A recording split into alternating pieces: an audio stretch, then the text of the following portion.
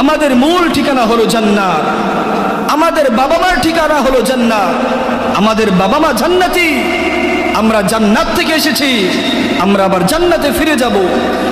কিন্তু জান্নাতে ফিরে যেতে হলে আল্লাহ রাব্বুল আলামিন বলেন জমিনের মধ্যে একটা পরীক্ষা দিতে হবে।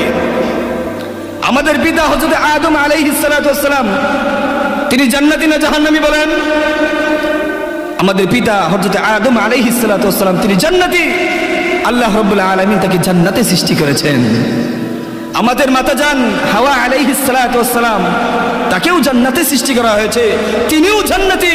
আমরা প্রত্যেকটা মানুষ আদমের সন্তান, আমাদের মা বাবা জান্নাতি, আমাদের আসল বাড়ি জান্নাত, আমাদেরকে জান্নাতে যেতে হবে। এই জন্য আল্লাহ রাব্বুল আলামিন বলেন জান্নাতে যেতে হলে দুনিয়ার মধ্যে ছোট্ট একটা পরীক্ষা দিতে হবে। এই পরীক্ষার মধ্যে যদি তুমি পাস করতে পারো, মাওলা বলেন এই দুনিয়ার মতো 10 দুনিয়া সমপরিমাণ একটা জান্নাত আমি তোমাকে দিয়ে দিব।